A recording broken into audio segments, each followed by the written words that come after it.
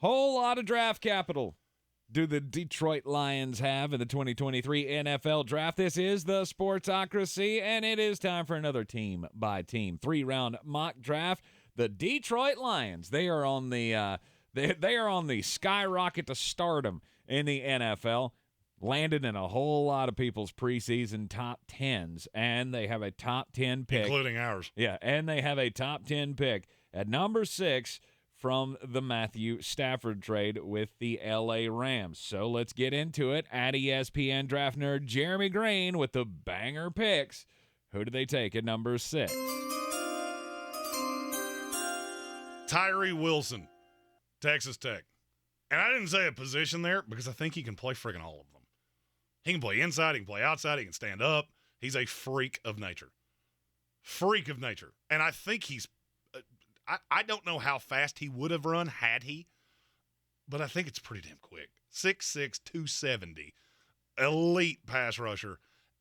There's just some inconsistency to the tape.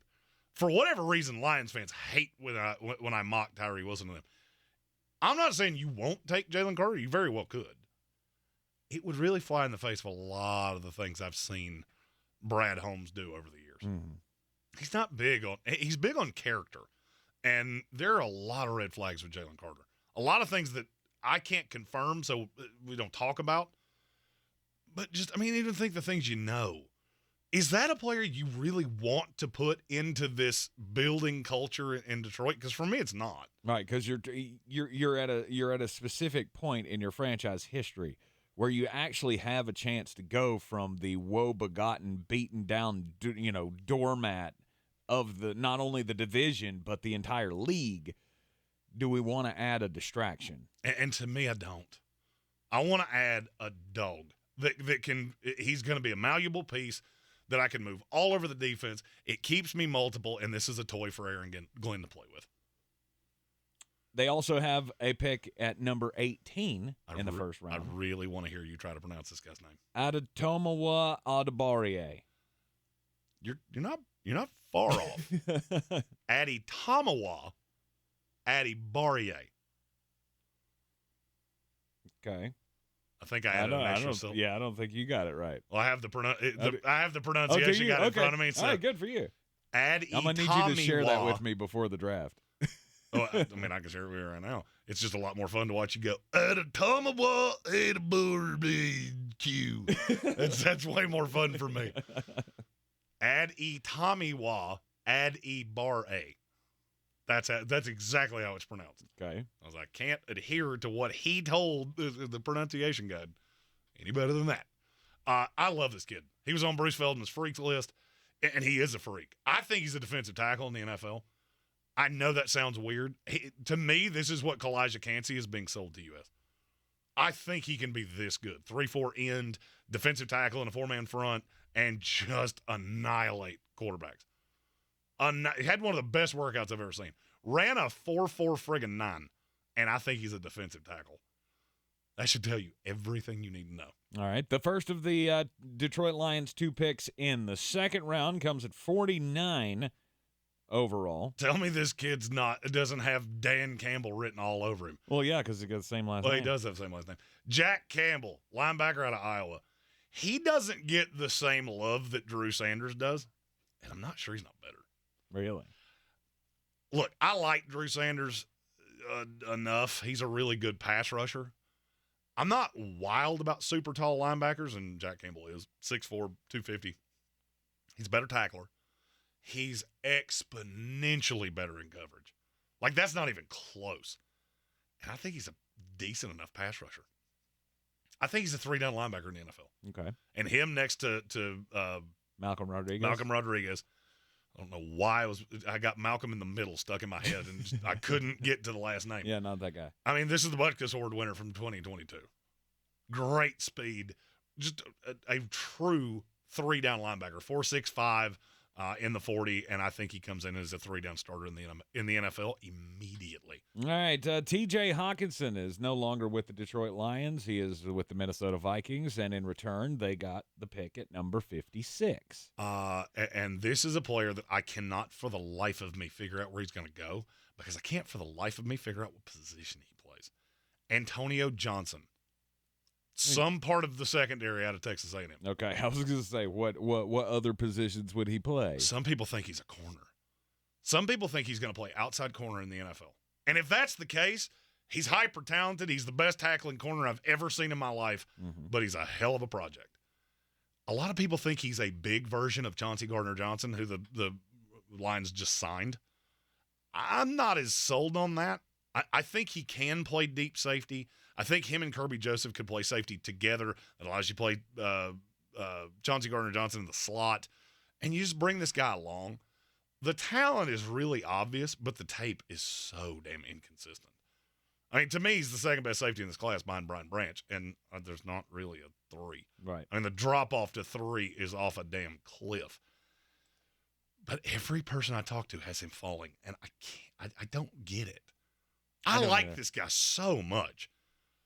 He was a reason to watch Texas A&M football. Oh, yeah. So good against the run. I mean, to me, he's that enforcer safety. I mean, now, I would be remiss, as I've waxed poetic about him, if I didn't say he ain't the greatest tackler you've ever seen in your life. And there were times that, he gets there and looks like Tarzan and then just, oh, bye. Bye. Well, there's nobody else back there. Okay, bye. So, I mean, that's really that's the knock. But that can be coached. That can be coached. That can be developed in strength and conditioning training, all of that, and the Lions have that in spades. Yes, and I think Aaron Glenn coaching this kid up is just that is intoxicating to me. At number 82 overall, third round. Love this guy so much. God, I'm gonna say this guy's Why name not? 500 times. We've already got Jamison Williams from last year's draft. You got Amon-Ra St. Brown from the year before's draft. Why not take another wide receiver? A.T. Perry, Wake Forest. Stop that. Yeah, he's big, he's bad, and he is the meanest man on the planet. In terms of high pointing a ball, he's about as good as you could possibly ask for. Obviously, we saw a lot of them as Carolina affiliates. I'm a lifelong Florida State fan, so I've seen him single-handedly beat me twice. Hurt? Yeah, it did hurt. It did hurt. And I'm really glad he's going to the NFL because I'm tired of him ruining one Saturday out of my year every year. Good deep threat. The only thing that really bothers me about A.T. Perry, he went to the Shrine game, the East-West Shrine game, and just absolutely destroyed everybody. I had a couple guys out there that went, who is this dude from Wake Forest that nobody can guard? And I went, we'll talk when you get back. Right. Because you need to keep watching him because he's real good. He's also one of the only outside receivers in this draft. At his size, 6'4", about 200 pounds, roughly 200 pounds. I think he measured 6'3", but he was always listed at 6'4". He's one of the only true outside receivers in the class, and I think that's something you need because Amon-Ra is very slotty. Much like us for charity, he's very slotty. You got Jamison Williams, that's the over-the-top threat, and this is just the trash man. Goes and gets, you need 8 yards, he'll go get you 9. And you get in the red zone, just throw her on up there to him. Only thing that really bothers me about him, you think he's a better blocker. He's really not. At his size, you would expect him to be a bulldog in the running game, especially that offense, that goofy offense that Wake Forest runs. Was it the mesh point? Where, we're running or passing. It's RPO, and we're going to do this for 11 seconds, and we'll figure it out based on what you do. So, you're probably got to teach him a route tree, too, because what Wake Forest does is, it's stupid. And it doesn't really translate to the NFL. So, he's raw, and that's why you can get him here, but he's one of my favorite players in this draft. All right, the team-by-team mock drafts will roll on throughout the Draftmas season. The Detroit Lions have the third most capital in this draft.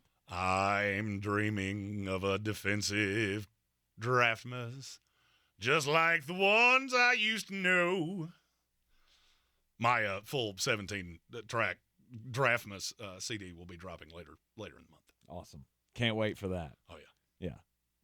If you like the picks, you can let him know because, he likes to hear his own name. I love that. Now, if you want to call me a big mullet dipshit That's or tell the me way to to play go. in traffic, that's fine. I'm married to a smoke show and I talk about sports for a living. If you're sitting here Pretty watching this thick video, skin. if you're sitting here watching this video at 3 a.m. and you're a little, inebriated and you're just really pissed off at him, guess what? He's at home just waiting for you to type I in am. because he's drunk too. Yeah. And, hey, let me give you a piece of advice. If you're going to talk shit, spell check.